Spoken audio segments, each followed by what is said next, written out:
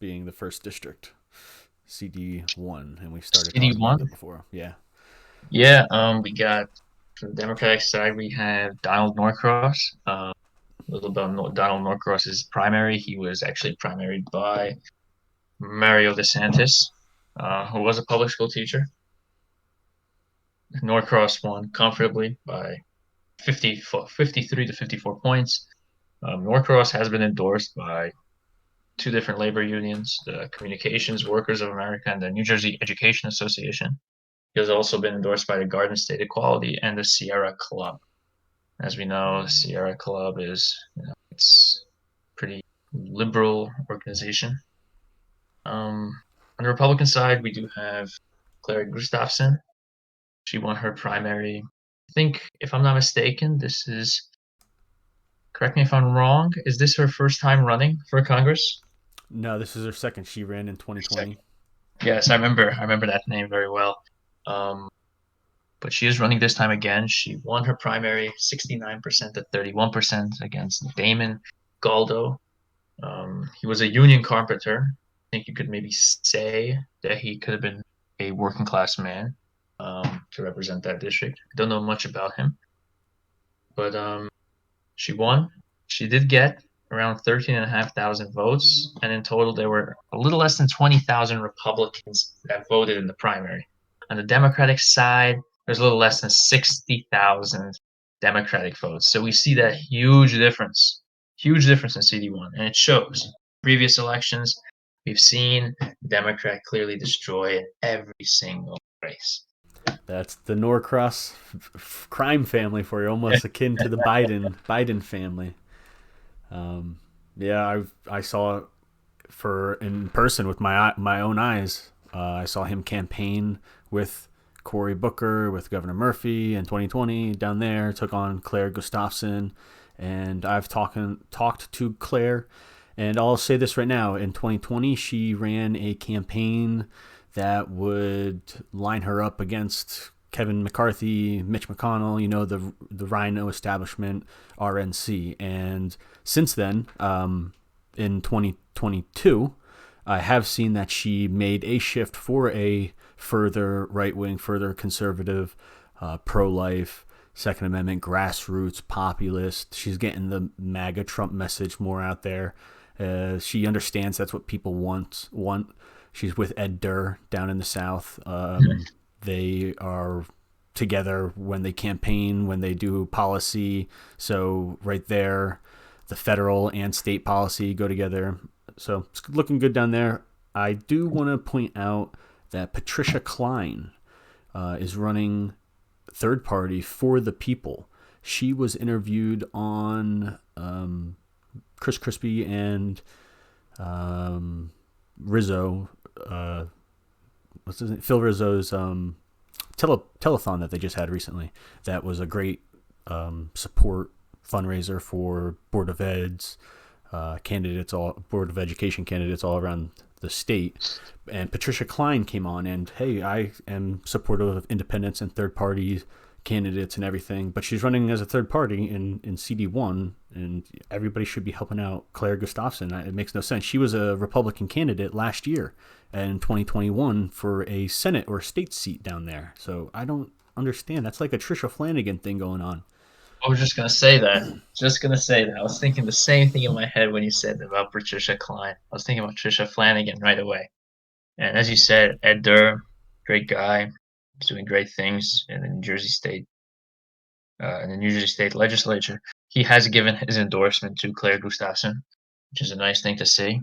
Um, I don't know where the other NJGOP politicians are actually. Why aren't they giving Claire Gustafson their support? Where is the support? Is it because she's not supporting McCarthy? Where's McCarthy? Has McCarthy endorsed her? I think that's a No, I didn't question. know that. I didn't know that. Or is that you assume that from what I said? No, I'm like thinking, no, I'm just trying to think, like, That she's you not know, supporting McCarthy. That's what I mean. has McCarthy endorsed Gustafson? We've heard McCarthy endorse Tom King Jr., which we'll get to later. But has he endorsed Claire Gustafson? You know, I think the only poll that's been in this district has shown Gustafson down by 5, and that was in mid-July. We don't know that margin now. And even though that was a Republican-led poll, a poll led by a Republican organization, grassroots targeting, the question of the matter is, why isn't McCarthy fighting for all of his Republican congressional candidates? You know, I see what you're getting at because it makes sense too. Because this is exactly the same district. We just outlined how Ed Durr, the guy who flipped this script with only $150, was able to get out Steve Sweeney, the Democrat boss that is in this same district, I believe, that is hands in hands with Donald Norcross the whole time that I've seen them. And he ousted him. You know, he got rid of him. So you're right. Why aren't they pushing really hard for this flip again? That's true. it's something that interests me so much, because you look and you say, well, here's an opportunity. Here is an opportunity. We did it in 2021, Ed Durr got no support from the NJGOP. He did it. It was a grassroots campaign and he beat the establishment. That is a true beating of the establishment. And it's just not just, the GOP establishment. It's beating the other party as well. And the media and everything. You're right. Yeah, he got national attention and everything. You're right. Exactly. Ed the Trucker. Shout I out. see election Twitter freaking making up Republican Ed the trucker versus like Democrat Arkansas like worker. It's like, but we can move on to District 2 unless you have something else to say. That's all I had for Well, the District only 1. thing I'll say is that, I think at this race in CD1, I think we don't have enough information of how this is going to go on election night. Anything can happen. At the end of the day, I do think Norcross will be successful. I think it may be tighter than usual, but I think Norcross has it. His name is too big. He has very big family name, as you said, big crime family in politics. So I think he has it. I think he has it. I think Gustafsson may get it within 10 points, within 5 on a very, very good day. But within 10 is, that's something that she should be happy with, and it's something that the NJGOP has to look at. They have to say, you know what, we got to run these types of candidates more often. But as we know, it's the NJGOP. So Next district is Congressional District 2. Jeff Van Drew, the 30-plus year Democrat, newly turned Republican by Donald Trump in 2020 down in Wildwood, New Jersey, had the big Trump rally. He is running again 2022 in Congressional District 2. You want to start that one off? yeah, I can. District hasn't changed altogether. They have added some parts of Ocean County, um, compared to what it was before. But this district is a very interesting one because we have Jeff Van Drew. The NJGOP looks at him like he's some sort of Republican savior. You know, as we've said before in our conversations, he doesn't really emulate the characteristics of a conservative. So Jeff Van Drew, he had two challengers, John Barker and Sean Pignatelli, and he took 86% of the vote. He had 36,000 votes cast for him in 2020 in the primary this year. And he got two key endorsements. He got one from Donald Trump. Trump got involved in this race. He gave Jeff Van Drew the endorsement. He also got an endorsement from the United States Chamber of Commerce, which is pretty interesting. They endorsed him because of his pro-business policy. Remember, this Chamber of Commerce is Biden's Chamber of Commerce, and it was endorsed in June of 2022. It's very interesting to see that Biden's Chamber of Commerce is endorsing Republican Jeff Van Drew in a district that, it looks like that it's going to be pretty easy for him to win this year, but you never know. But it's something that the Democrats could have maybe looked at to win. In terms of the Democratic Party, we have Tim Alexander.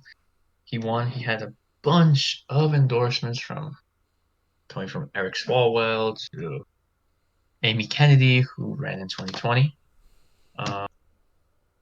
Got an endorsement from Garden State Equality, Vince Mazzeo, and he won his primary. Tim Alexander took 62% of the votes, 17,000 votes, but there were only 28,000 votes cast in the Democratic. which is a stark difference from the 42,000 cast in the Republican. It looks like that Andrew, but still a long way to go. Yeah, Jeff Van Drew, the guy who was with Wild in the Wildwood Trump rally with Trump, Democrat to Republican. Maybe that has a lot more to do with the chambers of commerce, like you were saying, the bipartisanship that they have with the Biden Chamber of Commerce and Jeff Van Drew getting the endorsement, as well as Mike Testa, the same district, and his leadership down there with LD1 and Congressional District 2 for the federal level. The bipartisanship is one needed because that's what they say verbatim for elections. You have to get the Democrats to vote for you. And also, it seems like it is par for the course down there. It's like, it's what you do. It's the whole point. That's the whole game. It's funny, me and you being northern New Jerseyans always hear that South New Jersey is the conservative bastion, has all the patriots, and it's just maybe they're Mhm. when they say patriot, they mean bipartisanship.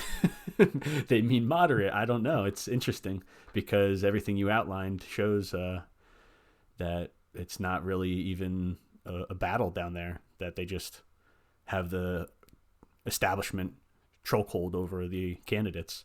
Tim Alexander, I did come across a majority of Democrats across the state who say he's a plant, who say he is like Steve Sweeney, who say he is like Donald Norcross, not really with the progressives and not really with the Democrats.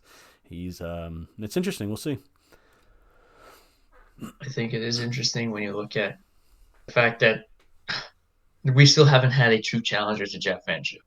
We haven't had someone Right. like, someone that offered that challenge, that anti-establishment challenge to Jeff Van Drew. It's more like when someone steps up and tries to do something, the NJGOP immediately shuts them down. It doesn't even like shut them down. They just ignore them. They ignore them. Like you don't even hear about those opposition candidates.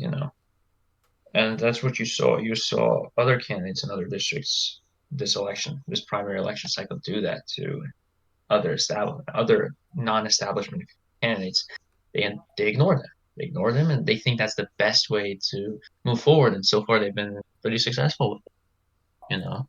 In Um, 2020, we were told to step in line by those specific South Jersey Republicans when it comes to Jeff Van Drew, and that's what everybody did. They voted him majority, but then I think you even alluded to it in the beginning that his voting record wasn't good after he became a Republican. It wasn't up to par. I think the Republicans for National Renewal have him at like a 27% rating when it comes to voting with Donald Trump. So, still stepping in line, not even saying a word, your nose up in the air, exactly. hands behind your back. Is that's South Jersey Republican CD2, Mike Testa, LD1 Eric Simonson, LD1 Antoine McClellan. It's not a bad strategy to get reelected. I don't know.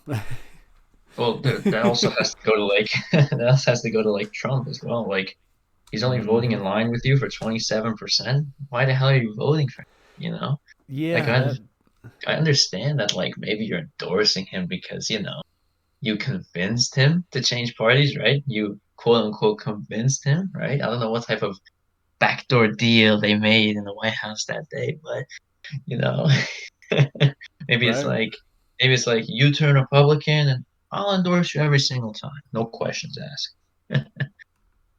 And where I can end it is with Jeff Van Drew's attempts in Georgia. And other people will know what happened in Georgia better than I did, but he used money that was raised for his New Jersey campaign to help the America First cause in Georgia. And I think that was to help the Republican candidates in Georgia, which ultimately, at the end of the day, America First and Trump people uh, held their nose against and didn't vote for. They tanked the elections, I believe, in Georgia in 2020, right? They got mad, they weren't happy, and at the end of the day, this is what we're stuck with, a 50-50 Senate. You know? Yeah, I'd be interested to see who Jeff Van Drew's money, and there's videos of him literally standing up campaigning for Georgia because there must have been like a runoff election or something. I forget what happened in Yes. 2020. and he was campaigning after his election, after he won, after everything was done for New Jersey. He was campaigning for Georgia and sending his money to Georgia that he just got for campaigning in Jersey. Just to clarify what I just said, yeah. I don't know what candidate he supported down there. I hope it was. I don't know. I'm not gonna. I'm gonna leave it there. You're not going to comment on Not gonna comment. Yeah, I don't know. Next would be Congressional District 3, still South Jersey. Andy Kim, the incumbent Democrat there. In 2018, Tom MacArthur lost. He was supposed to win. Andy Kim came in. 2020, who was his opponent? It was David Richter, the proudly pro-choice Republican. Got endorsement by Donald Trump, but it was a fight for the endorsement from Republicans in New Jersey. He lost, and now in 2022, we have Bob Healy, who we'll talk about his primary as well.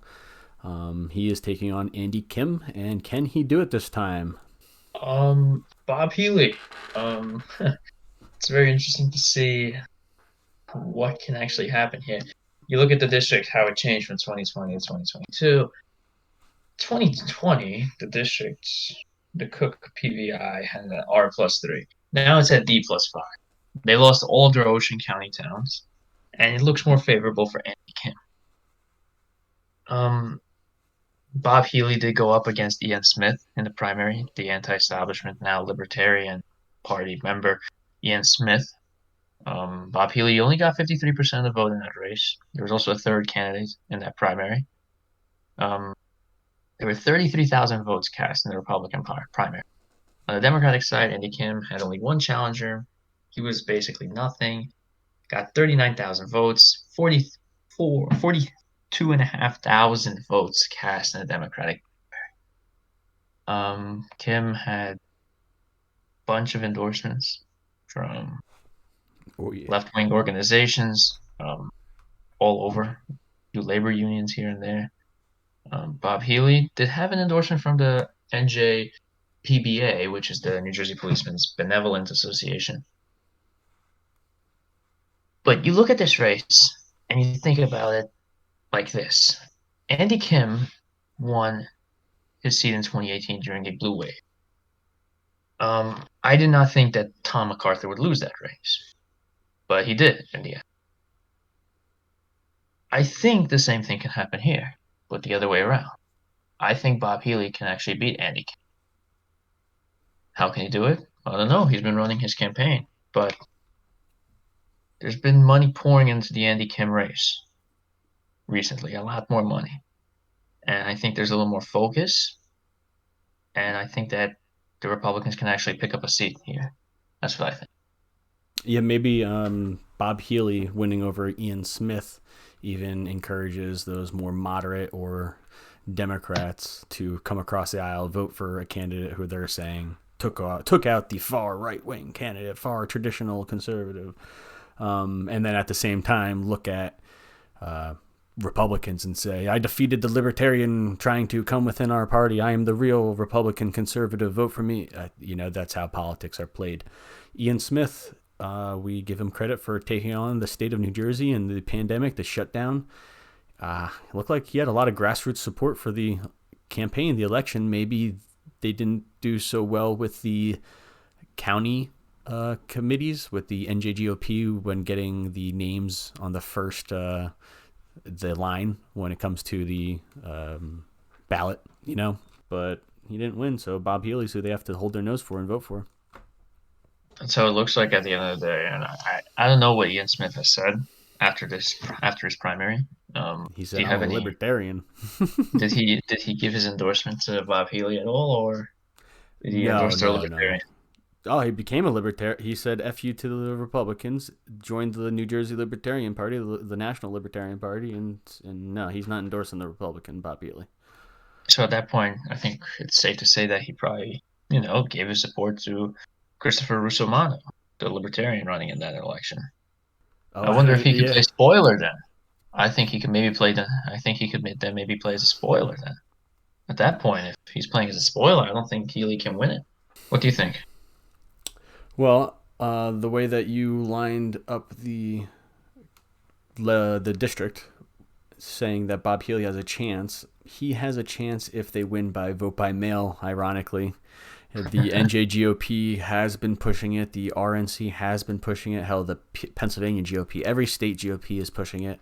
They know that they can get away with it in this time frame that we have, this ambiguous, I can't even say the word, this enigma of a election system. Nobody knows what's going on, if it's fraudulent or not. Can we even say if it is or not? Will we get banned on social medias for saying this?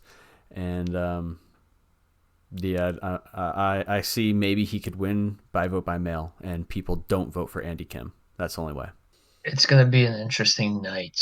NJ3 is going to be one to look out for. The last time they had NJ3 in 2018 when they had that race then, we didn't know for days who won that race. So it's going to be interesting to see what happens. Hopefully we get results on election night, but No, who not for knows? Jersey. Who knows? We didn't even have it in 2021. We didn't have the results on time. I don't even know what's going to happen now. It'll be funny when in 2022 November, New Jersey counts their election faster than Pennsylvania does, and Pennsylvania has a state full of Republican legislatures and stuff like that. And it's the opposite in Jersey. So what the hell do we do then? Like what? But that's a whole different can of worms. Let's go and continue with Congressional District 4, which will be the next one. Chris Smith. Chris Smith. Oh, the guy, to be honest with you, I don't know how he can even and this was actually, you look at this race, even though it was a wider margin between first and second in the primary than the race between Healy and Ian Smith, this race really drew the lines in the sand of what you really can expect in these races, especially when it's an anti-establishment versus pro-establishment. And you could say that this is probably, you know, I don't know if you want to describe Crispy like this, but as first candidate to run for Congress this election cycle as Republican. True. Him There were and other candidates him and that, Phil Rizzo, but yes, at the same time, right? Yeah. I think there was another candidate running, Daniel Francisco. He endorsed Crispy after he withdrew. He's now running for Monmouth County Commissioner, Daniel Francisco. But you look at the Okay. endorsements. You look at the endorsements. You had for Crispy, you had people like Michael Flynn. You had Wendy Rogers from Arizona. You had Carrie Lake. You had Roger Stone. You had the New York Young Republicans.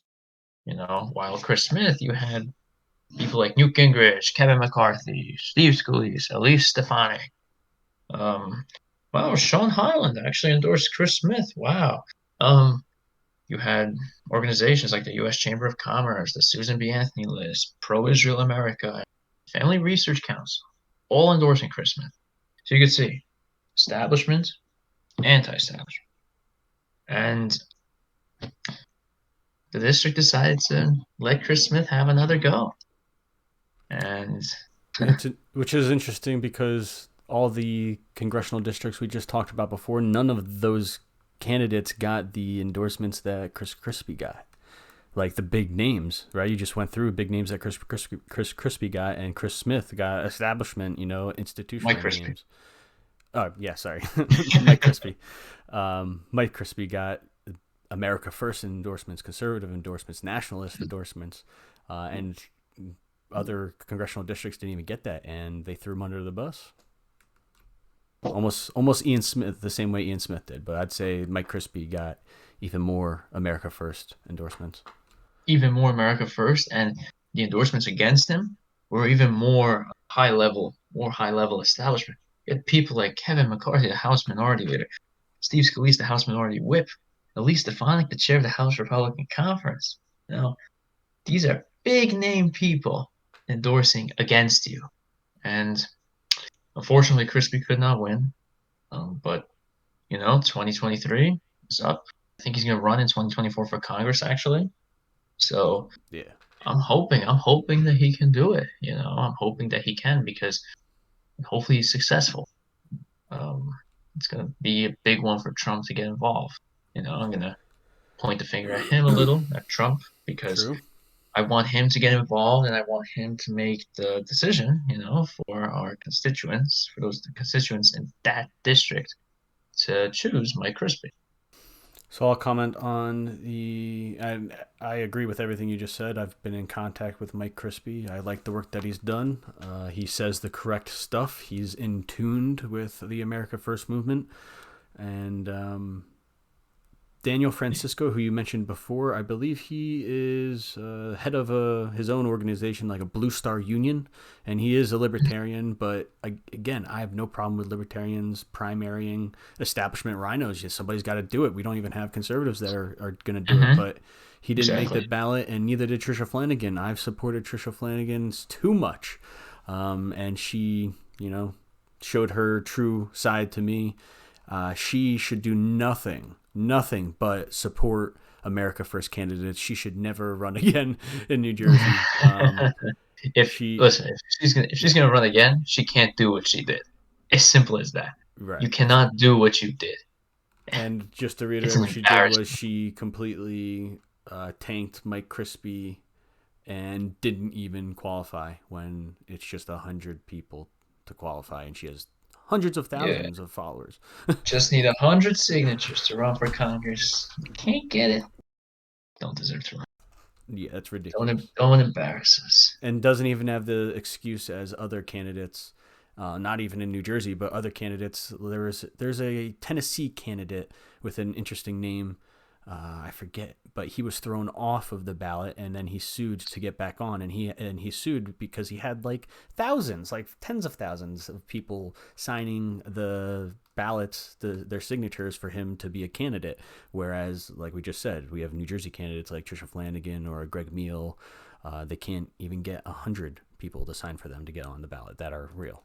So that's the Hmm. problem of another can of worms again that we're not going to open. Chris Smith, I guess again, people are going to have to hold their nose and vote, but I don't really advocate for that anymore just because I'm not in the state. I am in Pennsylvania, although I do have connections with the state. Something has to be done. How long has he been elected? 40 years? 40 years in office as a He's Republican? been there. He's been there since 1981. Yeah, it's over 40 years, so 42 years if he wins this time. he's got to go. And that means that he is going to go sooner or later too. And you better start like Mike Crispy is now starting to create a base, starting to challenge on the local level. I know that he's very involved in a township mayor race in Manchester. There's a southern township in New Jersey called Manchester, I think, and he's involved. He's wondering why the RNC isn't supporting a mayoral campaign down there, and I'm sure it's a place that has a lot of votes that will contribute to the congressional district, things like that. Yeah, that's CD4, just like you said. And he'll be going up against the Democrat Matt Jenkins, um, who is a small business owner. Hmm. He's a liberal, so he's a pretty far left individual. Um, it's really going to be a matter of deciding those Republicans there. My advice to Republicans there, you know what? It's Chris Smith. It's tough, and you're gonna decide if you want Chris Smith, someone that's just gonna be like a neo-lib neocon, but you want someone that's gonna be far left. That's all I'm gonna say. And it's like probably the most reddest district in New Jersey, In I the think. state, yep, Yeah, reddest so district in the state. you know, So it's embarrassing that we can't have someone that is America first in that district, but it is what it is this time around. write in Ryan McDonald, USA. There Let's you go, go, guys. Ryan McDonald. Writing camp. I saw Alex Stein was doing a writing campaign for New York judge. I wouldn't be surprised if he won it. Congressional District 5, Northern New Jersey, which has nostalgia to me. It's my former congressional district. They did redistrict me out of it, but Frank Pallotta is the first person I ever voted for. I don't consider him an NJ GOP Republican. I consider him an America First Republican, a part of the MAGA Trump movement that happened in 2016 and 2020. And that's why I voted for him the first time. He is taking on, again, Josh Gottheimer, that Northeastern elected official, let's put it that way, that raises a lot of money, never gets involved with the grassroots, the local Democrats even, very big establishment, former speechwriter for Bill Clinton, just a bad, bad dude. And he had, let's say Frank Pallotta on the Republican side had a primary. I'll let you go into it real quick. I just want to point out. No, I'll let you go into it, and then I'll follow up. So Frank Pallotta, he did win that race, in a very narrow victory, to be honest with you. He has been running. I think this is his second or third time running in this congressional district. Second. Second, yes. He was the nominee last year for the Republicans. This year, he is the nominee once again, and they have changed bits of the district. They've gotten rid of some very important parts. They got rid of Warren County from that district, and now he's going to have to rely on the Bergen County votes. He beat out DeGregorio by 5 percentage points, and the Republicans amassed 32,000 votes in the primary, while the Democrats only amassed 31,000. Gottheimer had no opponents in his primary. But he has been endorsed by the U.S. Chamber of Commerce, and that's important to say because it shows that they have gone on both sides of the aisle and endorsed candidates all over. Gottheimer, he's also been endorsed by Garden State Equality, Pro-Israel America, Sierra Club, League of Conservation Voters, and the New Jersey Education Association. While Pallotta, he's gotten his endorsements from Kristen Corrado, Joe DiPanaccio, Holly Shapisi, Betty Lou DeCroce, John DeMayo, and Steve Scalise. But during the primary, Nick DeGregorio got endorsements from Robert Alth and Deanne DeFuccio. So it's going to be interesting. Those are elected officials up in Yes. in Bergen County, I believe, or Passaic. Yes. Bergen. Bergen. Yeah, that just harks back to the primary where there is that split in neoconservative versus conservative, America First versus establishment. And Nick DeGregorio, I don't know much of anything about him. He wasn't with us in the 2020 movement with Frank Pallotta trying to take on Josh Gottheimer. And I did find out that he was supported by South New Jersey, Save Jersey, South New Jersey, Matt Rooney of Save Jersey. And he was pushing him real hard. And I don't understand that at all because it should be the same thing as if Donald Trump is the running in 2024 to be a president. If you're going to primary against him, it means you're not with us. So he primaried against our Trump MAGA 2022 candidate, Frank Pallotta, and he lost. So everyone's now going to get behind Frank, and I think he has a chance to win, again, with the same sentiment that they're going to vote by mail.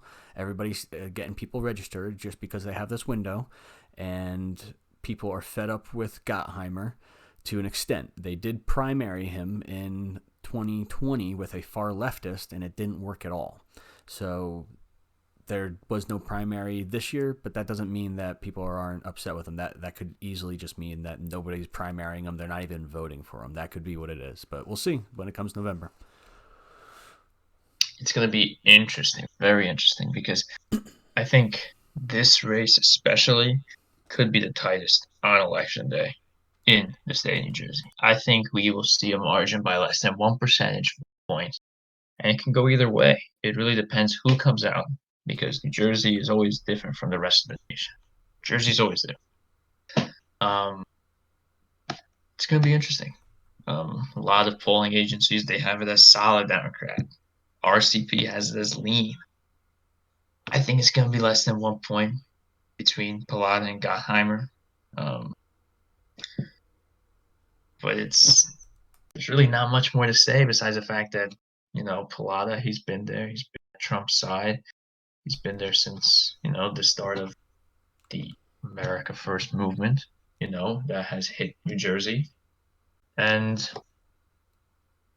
I think he's someone that people should get behind. because he'll actually bring change to the congressional districts. Gottheimer, he's shown that he cannot, he can't. And when we look at what Gottheimer has accomplished in Congress, it's something that people would, you know. Yeah, Frank's pro-life. I like that. I think that's a big shift. That's not something small if you can get that elected. Mm-hmm. Formerly, we had Scott Garrett, and he was ousted because he tried to uphold traditional values when it comes to marriage. But with that being said, I'll say Matt Rooney did predict CD5 to be flipped, I think, or more likely to be flipped, and I would wager that too. Yeah, I think so too, for sure. Congressional District 6, I feel like this is the congressional district that is lost. Like, you can't find it on a Yes. map. Nobody knows it exists. Nobody knows the elected official, even though he, I think, as well, is like a 40 plus year Democrat elected official, Frank Pallone Jr. I've only ever once before seen him in person or twice, and I've recorded some things that he says. Um, I couldn't even tell you who he reminds me of, but he is a straight moderate. Will say whatever he wants to people, and be a leftist at sometimes, and then conservative others. But he never has an opponent really. In 2020, his opponent, I don't even remember who his opponent was. That's how much of a splash he made. It was no splash at all. His opponent this time is Susan Kiley. Yeah, what do you have to say about that one? CD6 or Greg Um, Neal? well, well, Susan Kiley, she actually got 10,000 votes in the primary, and there were around 18,000 votes in the Republican primary compared to the 30,000 in the Democratic primary. This is much closer than other districts in the state that have had primaries this past June. And this could be one that goes within 10 or within 15 because he's been there for a long time, and who knows, with an incoming red wave, maybe things go the Republican way. That's really all Yeah, I gotta say because there hasn't been that much news about this district altogether. He's just that type of guy that, like, we're just gonna ignore the district and he'll just keep on winning again and again and again. right. It's not even a Bill Pascrell Jr. or a Bonnie Cole Wattsman where they have opponents who are calling them out on the regular. Like, I don't see Susan Kiley doing much. But what do you think of Rick Mehta, who is a former U.S. Senate candidate endorsed by Trump? Got so much praise in 2020, He reminds me and he lost. He lost in the primary to her. So, what do you make of that? of the current Colorado Senate candidate John O'Day, actually. Um, I remember Meta said this one time that he would be one of those individuals that would test Trump, right? But he's not as extreme as O'Day, you know. He's not as extreme as O'Day in the fact that O'Day has said that he would go vehemently against Trump. He would campaign against him. While Meta is him saying that he would challenge Trump on some things. It's a question of what he would challenge him on.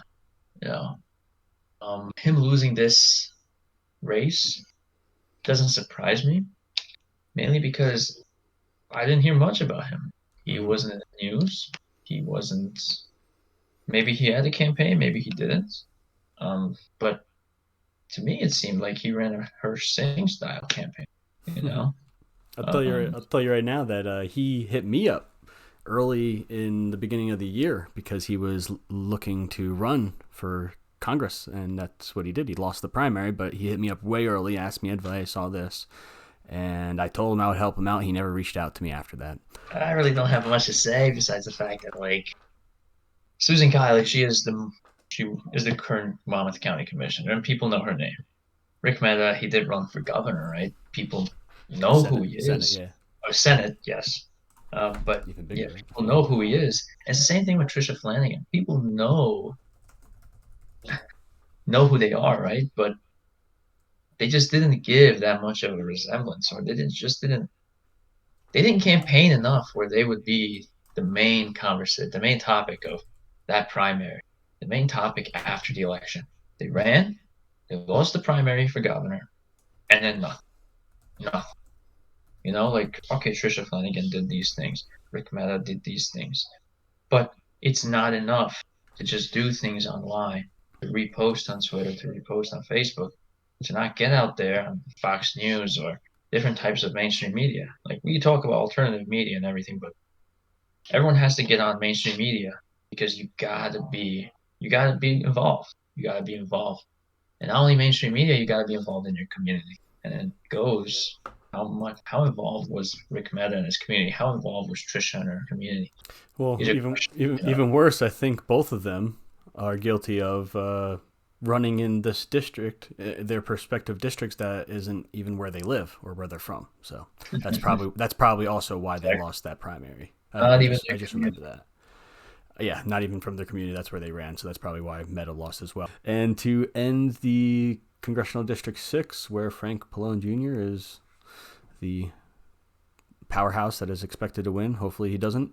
But Greg Meal, the former Libertarian candidate for 2021 governor, ran in 2022 for Republican Congressional District 6. And again, this is a district we need people who are going to challenge the establishment, challenge anybody to run. He was kicked off the ballot the same way Trisha Flanagan didn't get enough people to sign his ballot petition, but he did. He was kicked off by other Republicans because they challenged those people who he got to sign his petition. So there's some merit to there's some warrant to their discrepancy of how they got kicked off of the ballot, but we'll end that there. It's something for another day to talk about. And we'll go on to the congressional district I am from. It's again redistricted out of, but we just had a hot primary, and it is Congressional District 7 with Tom Malininsky, the Poland immigrant. I didn't even know that for the longest time. He will be reelected unless Tom Kean Jr. is the one to take him out. This was it was Congressional District 7 in 2020, and it was, I think, one of the closest, if not the closest, election that was supposed to flip to the Republicans, and it didn't. Tom Malininsky won. Before I flip it over to you, my experience with Tom Malininsky, and I have more than the regular person. I have recorded videos of it too. But he is a liberal capitalist.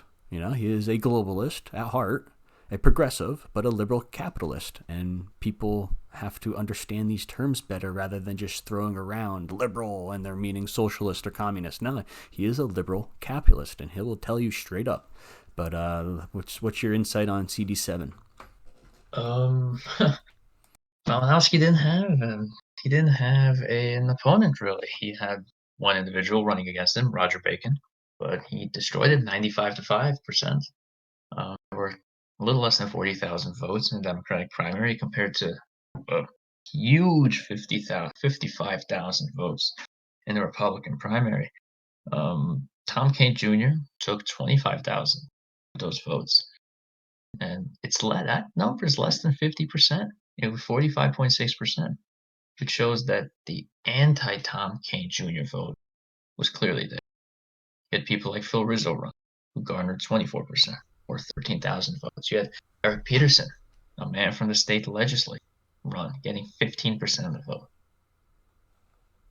You had John Flora run. You had young man John Henry Eisman. Mm-hmm. This was a race to watch, especially the primary, because you had so many different big names. You had so many different rising names, and it's just a matter of you know what's going to happen to these careers of these politicians. Kane Jr. He's running. This is his second time. He loses. What does that mean? I don't think he's going to win in 2024 if he runs again. He may as well just try to get back into the state legislature, Mm-hmm. or he may run for governor. Who True. knows? True. Phil Rizzo, this is his first congressional race. He did run for governor, unfortunately lost against Jack Ciattarelli. But, I think he was played as, someone played as spoiler. I think the other candidates played a spoiler in this race. It sucks. It's unfortunate, you know. Um, Fortunate that Eric Peterson ran. He's not a bad guy. But at the end of the day, we're now sending Tom Kane Jr. to represent that district as a Republican. Yeah, the establishments won. Establishment Republicans for CD7 won. The young Republicans, they won. The wannabes, they won. They all got on the bandwagon.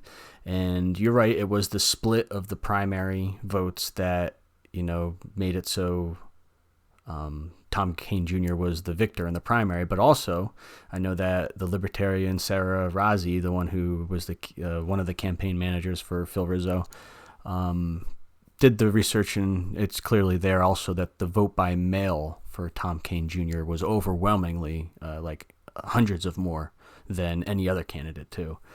And again, that's what they're going to push for CD7 to try and flip this district, and they could do it as well. It's not impossible. A lot of people don't like Tom Malinowski, ironically, because they are progressives and think Tom Malinowski isn't who he says he is. He has the trading with the PPE stocks, with Big Pharma during the pandemic. He told people we should not be trading these things, and he was the one who did it. Big hypocrite that way. And, just you could go on. He's almost like Josh Gottheimer from CD5, and he's got to be defeated. It'll be sooner or later. If it's not from Tom Kane Jr., it's got to be from a Phil Rizzo or somebody in 2024, because it's not looking like they're primarying them from within or even capable of. Oh, they're not capable of getting rid of Malinowski. This guy, he has everything under his control. He's getting endorsements. This is how various this is. He's getting endorsements from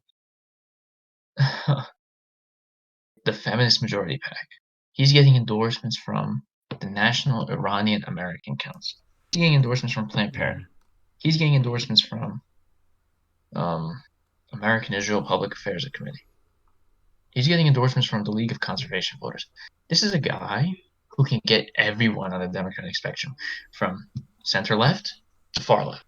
This guy, he is capable of that. And you know what? When you look at it, he may be, correct me if I'm wrong, but it is my opinion, he may be the most capable Democratic candidate running for federal office.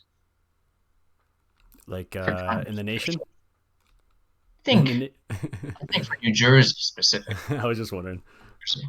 No, definitely. In the nation, he's probably amongst like the top 30. Yeah, it's top hard to even determine at that point exactly. Yeah, but no, your point is clear that he's got it on the lockdown. I signed up for his activist newsletters. I go above and beyond. Other people don't understand, and to your merit before, thank you for saying it. Others didn't hear, but you're wondering why the NJGOP doesn't utilize someone like me. But yeah, I subscribe to Tom Malinowski's newsletters to find out when his activists are going door to door, what town they're going to be in, what time they're going to be in there. Because maybe one day I'll be around there. I'll be able to get my phone out and do what I do. I record, ask questions, expose them. And he does that around the clock. He's got people volunteering doing this for him. He's got a lot of people behind him. So that's why Tom Kane Jr. has it as well, but they only become active during campaign season. It's quite obvious. And for them, campaign season begins after primary. Yep. Now. Yep, definitely. And I will end CD7 again. How you outlined that we have 2, 4, 6, 7. I think there were 7 primary candidates. Yeah, we didn't win against the establishment, just like the Democrats can't win against their establishment. But they don't even try. They didn't even throw up somebody. They don't have somebody out there screaming at the top of their lungs at clouds, because what else are we gonna do? We're getting killed by the left and the right with their boots, with their feet on their boots on our neck. But I'll end it with Clayton Pajunas, Libertarian candidate who did not make the ballot but is still running. These Libertarian candidates, as well as others, but Libertarian candidates will start. I think he started like 3 months ago, something like that. I don't even know. It's something stupid. The primary is way over. He could have tried to primary, but he didn't. and he just signed up and he's running and telling all these people not to vote for Republicans. And it's just, I will keep reiterating over and over in New Jersey, if there are libertarians that are listening, the libertarians are not your friends. There are a lot of Republicans that are not your friends, but there are, okay, I'll submit, there is just as many libertarians as your friends as there are Republicans. Just be careful. And you got anything else for CD7? Not really. I just want to say, the fact that this is going to be a tight race. Election night, it's going to be, you're going to look at it and you're going to say, man, this is going to be very, very tight. It's going to be very, very close between Kane and Malinowski. You think people hold their nose and vote Kane? You know what? I was Just told. say this one more thing. I don't want to open something new, but there were people on Twitter saying, "Is Tom Kane's is he does he have cognitive ability to be a congressman?" You know, and if people are going to say that, who knows if he's going to even win? You know, but we'll see. We'll see. Interesting. And I've never seen that, but I can assume the reason that they're saying that is because he is always the type to stay out of the public light, never to talk in public discourse, not to let people know what he's thinking. So, who knows what he's actually going through, or I don't know. But let's move on to Congressional District 8, another interesting one that is ambiguous a little bit. Robert Menendez Jr., which is the son of the U.S. Senator that keeps getting reelected over and over, Bob Menendez. And I just recently looked up that Bob Menendez first was elected U.S. Senator way back when, but he was up against the Republican candidate, a Cuban immigrant, Jose Arango, and that is who lost. The Republican candidate, Jose Arango, lost, and the Democrat candidate, Bob Menendez, won his first time ever, and it was a senator, and he never, ever stepped down. Nice job, Republicans. Now, his candidate this time, or the Republican candidate this time around, is Marcus Arroyo, and I can't help but think that, again, it's not a serious candidate. I don't even know who he is. I just assume that. There was clearly no primary. Only 3,000 votes were cast for the Republican. I think it's going to be it's going to be a whopping landslide. And in these races, what's going to happen. Regardless of a red wave, that the Democrat is going to destroy. There's red wave or not, it could be a red tsunami. Every district can be red in the United States. You look at CD8, and we're going to go through a few more in New Jersey. You could go through CD8. You could go through maybe a few more in New Jersey. And you could say it's going to be D plus 50. It's going to be, as always, it's going to be a landslide. Robert Menendez Jr. is young and energetic, and it's almost like Kennedy. Not to say that he's up to him at all, but I'm saying that's how people are going to look at these campaigns. It's the father, a senator, really old. Everyone hates him, but you know what? His son could be different. It's the same thing with Tom Kane Jr. It's not his daddy's. It's not the daddy's governor. Well, this is a different Democrat. He's more progressive. He's more hip. He's more hip.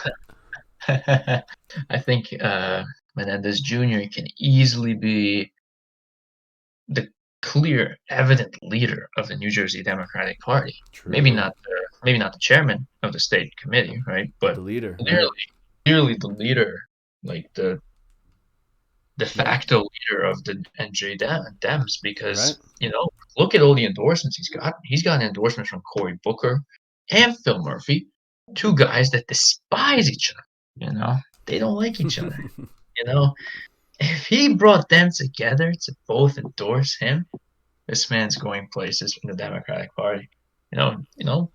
Props to him. He believes in what he believes in, and he could be very, very successful as a politician.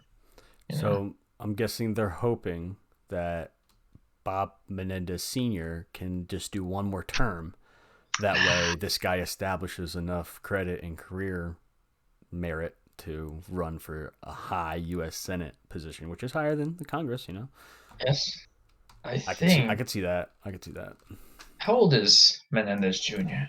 I don't know, but we know he's young. But you want to look it up? He is 36. That's young as fuck. Yeah, he's very young.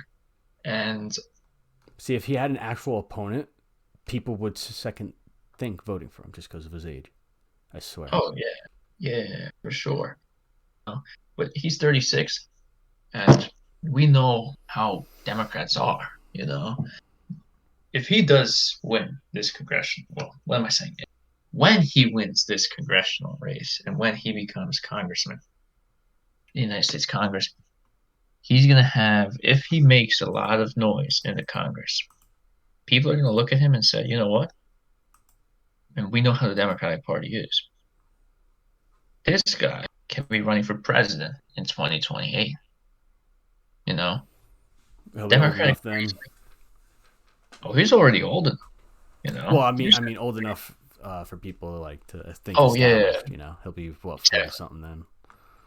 Yeah, he'll be like 41, 42. You know, but Literally the Hispanic JFK. to be honest with you, that's how it's probably gonna go. That's how it's gonna be. You look at Marcus Arroyo. I think there's a chance that the Socialist Workers candidate, Joanne Koniansky, gets more votes than Marcus Arroyo. No, but that'd be funny. That's my hot take of the day, All everyone. right, we'll take it. We'll take it. Print it. All right, let's segue over to Congressional District 9, North New Jersey, Paterson area. The Bill Pascrell, the old fart is who will not debate Billy Prempe. What is it, 4 years running now, 2 cycles in a row, 2 campaigns. He will not debate Billy. This is outrageous, ridiculous. Billy Prempe is the Republican candidate, earned it fair and square, hardly fought, campaigned all with the America First, the MAGA people, the Teddy Daniels could go on. Went down to the border, and he's been doing his best work down on the ground in Paterson in New Jersey. He's not a grifter like that. He does his work probably across the aisle, converts people every day. He himself is someone who maybe didn't walk off that Democrat plantation, but was an independent that voted for Democrats, a libertarian, and now a hardcore America First, Trump, MAGA Republican. Yeah, he has a shot, I think, don't you think? I do believe he has a shot. He's a guy that hasn't stopped campaigning. He has not stopped campaigning ever since he was running in 2020 to this week, to November 8th, to November 9th. He's going to be campaigning. And if he loses, he may as well continue campaigning because you know what? Whether he runs in 2023 for NJ State Legislature or again in 2024, he's going to run again. And if he doesn't win this time, he will win next time because people in that congressional district, it's become a little redder, that district. And he has built his ground in Paterson. He has a very big presence in Paterson. He has he has a good team working around him. It's maybe not as big as Bill Pascrell's, but I think it's more efficient. And I think he can. I think this is another hot take. He can win CD9.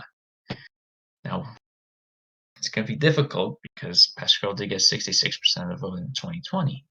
But this is 2022. We've seen crazy things happen. We've seen Hispanic realignment in southern Texas, which, you wouldn't expect that. And I think in New Jersey, especially in CD9, we can see Billy Prempe come as the winner. I think he can be the winner. He did have 10,724 votes in an opponentless primary, while Bill Pascrell had 19,524 votes in an opponentless primary. So it's time to see. Will the voters come out? Who are the voters going to come out for? And I think Billy has a very good chance, very good opportunity. Yeah, I honestly don't know who isn't voting for Billy in CD9. The whole machine is supporting Pascrell. There are definitely Democrats who are going to be voting for Billy. But I'll end CD9 on this. It's something for everyone to think about. because, as again, us northern New Jerseyans get stereotyped, and we as well will stereotype back the South New Jerseyans. So Billy Prempeh definitely gets on people's nerves. And I suspect that it's almost the Hirsch Singh effect.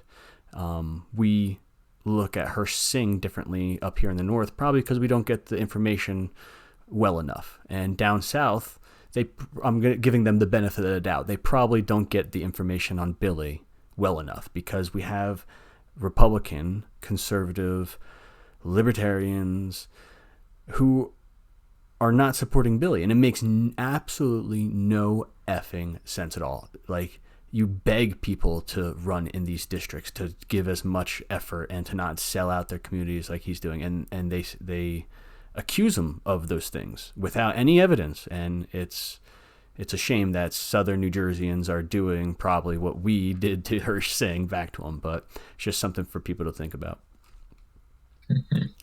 And with that, we will move on to Congressional District 10. And this one is funny.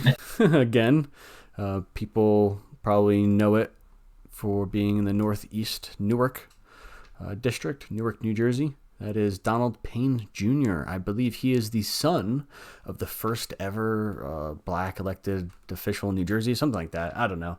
And that is why he is never going to ever lose an election. I will say that clearly because that's not only the truth, that's what I was taught when I went to school in Newark for political science.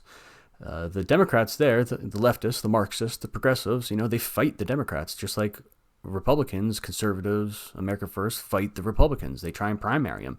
But the establishment, the machine, the Donald Payne name, like the boss, it's so strong. It's literally like Gangs of New York style, the Democrat machine.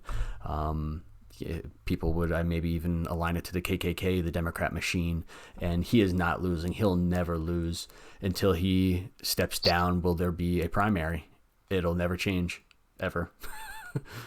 And this is one of those districts where I'd say you have a red tsunami, he's winning by 50. He's winning by 40. This isn't something where you could go and predict. You can't go and say, well, I think the Republican has a chance to make it within 20. No. It's going to be 30, 40. No chance for the Republican. This is Right. Democrat country. This is Democrat country. And to be honest with you, if I'm not mistaken, I think Donald Payne actually has a son that may be running for his seat. I think it's Donald Payne the third or something. Yeah, he's already in politics, yeah, so it makes sense that he'd be running. Yep. So whether it's 2024 or 2026, you're still going to hear about Donald Payne. It's not going to be the second. It's going to be the third. It's going to be for the next 50 years. So yeah, I got one contact over there too, and he tried to take on the Democrats, and he's with the liberals, the progressives, and he makes videos like I do, and the machine over there is almost impenetrable. It's not to say it won't fall one day, but over there it's crazy. But yeah, I don't have any more to say about it. I don't even have anything to say about David Pinkney. David Pinkney. Pinkney. I have nothing to say about him. Thank you for running, sir. That's yeah. Let's just get some third-party candidates. Let's see if the Libertarians, if they get more than the Republican, I think that'll be a success for them. Well, see, this is where this is where they kind of get involved, Well, exactly. Like somebody I was just reiterating before of how there's libertarians, Republicans, conservatives down in South Jersey, constitutionalists who are hitting on Billy and saying, no, vote for the libertarian candidate because we actually have one this time. Well, here you go. District 10. You have a libertarian candidate. You don't have a Republican candidate. David Pinkney, I'm sorry, man. Where were you 2020? Something like that. Where were you 2021 even? And if you were out there, my apologies, but I didn't see you. Libertarians, this is the one you can make a big noise in. Yeah, I second that. And we can shift right over to New Jersey Congressional District 11, Mikey Sherrill. In 2020, Rosemary Becky from Morris County went and challenged Mikey Sherrill over in the Patterson area, or Montclair area over there. and Rosemary Becky's not from that area, but I think Mikey Sherrill's not even from that area too. So that's New Jersey politics for you in a sum. Now in 2022, we have Paul DeGroot, who did take on some primary contenders, and it was a little back and forth to find out who the Republican candidate's going to be. And DeGroot is, I'd say, playing his part just for a chance to defeat again what is the Democrat machine, because Montclair is Democrat hardcore, right? I could just say this, the group. The only reason why he's the nominee is because he won Passaic County. He lost Morris, he lost Essex, and he lost every other county besides Passaic. And the only reason why he's the nominee is because he won Passaic County by such a huge margin. The other two or three counties were won by Typhon Sellen, the Morris County Commissioner. Right. And he didn't win it by a big enough margin. And Paul DeGroot won. Someone that we did talk about, Toby Anderson. He actually presented himself as an America First candidate. I don't know how genuine he was, but he did present himself as one. Paul DeGroot ran a very silent campaign. He wasn't really vocal per se, but Passaic County came out for him because he was Passaic County. Simple as that. And maybe the Morris County doesn't have as many municipalities as Passaic did, and that's why he was able to garner more votes, because he had more of the home field advantage sort of thing. That's how it looks like. And Toby Anderson is also from Morris County, so he split that vote with Typhon Sellen. And nothing doesn't win, and that's why Paul DeGroot's the nominee. I don't think it's anything about popularity or anything, but I think at the end of I think Mikey Sherrill wins. To give him credit, he's at least running and trying. He's not doing he's not doing as much as like a Billy Prempe, but maybe this is lining up for a 2024 Paul DeGroot run to take on Mikey Sherrill and kick her out finally, something like that. That's how they usually poise these things. CD11 had a bunch of candidates. Yeah. They had a bunch of candidates, and some went to run in different congressional districts. Others withdrew and endorsed, And at the end of the day, Paul DeGroot won his race. 32,000 total votes in that primary compared to Mikey Sherrill's 38,000. At the end of the day, unfortunately, I think that Mikey Sherrill is going to win once again. She's going to win once again. Yeah, and hopefully, I mean, if Paul DeGroot runs and gets some good numbers, the hope is that next round you change his approach so you can get even more, and then he'll be running with Trump, hopefully, and he can get more of an America First message, not with that pro-choice stuff, just like how we talked about before. But let's finish up and finish the New Jersey congressional districts with district number 12, unless you had something else for 11. No, there's nothing else for 11. I already predicted what I think is going to happen. It's going to be sad, but it is what it is. So for Congressional District 12, we have Bonnie Watson Coleman, who is another establishment boss, someone who will win no matter what. However, like the Bill Pascrell and maybe like the Frank Pallone or Donald Payne Jr. even, I'd say more the Bill Pascrell, that she could lose. There's a Hail Mary of a chance. There is one candidate that could do it, but I know I would tier this candidate lower each and every time that I come across a new post that he puts up. But then I will find another one that he does, and he'll re-earn his title as a valuable America First candidate. But so I don't know much. What do you about think of him? Darius. What do you think? I don't know much about Darius Mayfield, but how has he taken his approach in campaigning? Has he done a style close to Billy's, or? Yes, he's emulated Billy, and to be honest, actually, we poked him to do that more. He ran in 2020, and it was along the TPUSA Con Inc. lines that he was doing, and we poked him to do more of the Billy Prempe style, and he probably honestly found out that that was more productive, more Yes. valuable, gave him more volunteers and stuff. But he is in a district, I think, in a location where he can't get as much help as Billy can. Billy is in a location where there are people, it turns out, but where Darius is, it's not. I'll give him credit. He went down to the border. I don't even think that our vice president did that. I haven't done that. I went to Louisiana and Texas before, but never on the border. You know, he was a part of a whole documentary. He wants to bring awareness to this whole America First message. And also, he is educating himself in identity politics. And I think Republicans need that. He educates himself in the white and black identity politics narrative of America, of how it was started and how it advanced then to what maybe a lot of people say a land of immigrants and people of color and all of that. But he does recognize the history, the tradition of America, that there was people here before us. There was a society that was a certain way before us that maybe wasn't the best society. And he doesn't let that go. He has ancestors here in America just like anyone else, I believe.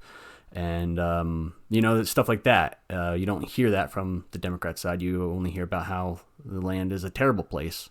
So he is fighting the good fight in that sense. One last thing, because I believe Bonnie Watson Coleman's going to win this easily.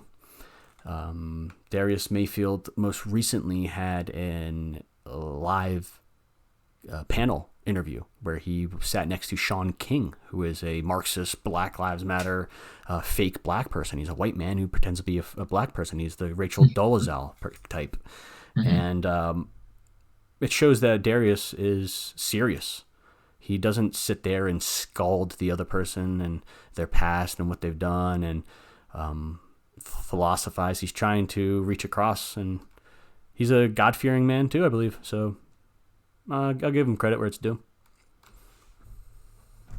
Yeah, I think when you look at it at the end of the day, I think Darius Mayfield, you don't know what can happen on election night, but I don't think that he's going to win this race.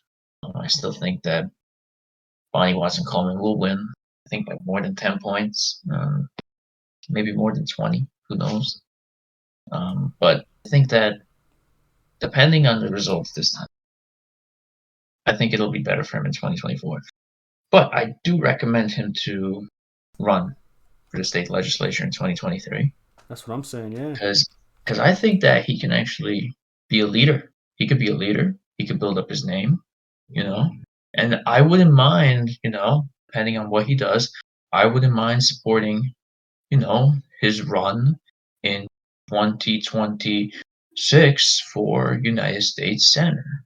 When is it 2026? I think, yeah, when Cory Booker's up. I would not be against that, depending on how he does things in the New Jersey State Legislature. I would not be against supporting him in the United States Senate. It's too early to say that, but at that time he should have a grassroots base behind him, a whole movement. So if he does, then exactly, yeah, he's been here long enough. He earns it. And there's 2024 is Bob Menendez Senate race, but who's going to run for that? And I like how you're thinking 2026 for Cory Booker. I mean, you have to plan it out like that. You do. You got to get that base up. You have to think far like that. You have to, because you have to have a step every time in your career. Okay, he's running now he's running in 2022 for this seat. Maybe he does good. Who knows? But what he does, he can't sit on that. He has to go forward. He has to use it. And you know what? The next step, maybe it's too hard to win in this district, and I don't blame him. It's a difficult district to win. He runs in 2023. We'll back him all the way if need be, depending on what he runs on. So. And if someone primaries him, I mean, he didn't have a primary. Someone said that they were going to, but they didn't. If someone primaries him, it will force him to be a better person of himself, a better version of himself, because the posts I do see, I think I alluded to it when we first started talking about this district, that one day he'll post something where I'm like, dude, I can't believe I supported him. And then the next day it'll be like, okay, he earned it back. And it's because He doesn't have anybody poking him, anybody testing him. He's free to experiment, which no one's competing against you. So go ahead. But Exactly. that's all Exactly. I got for All right, do it, CD12. man. Yep, that's all I got too for CD12. So that was for 2022, and I only know some names of people who want to run for 2023. I mean, Josh Aiken, that's a big name. I hope he keeps with it, and we can run with that. But 2023 will be the next elections. Let's It'll be get crazy. everyone in there. Phil Rizzo, Josh Aiken, maybe Billy too. Darius Mayfield, Yeah, if we can maybe Claire Gustafson. Who knows? just go and 2023. It's going to be crazy if we could get those wins.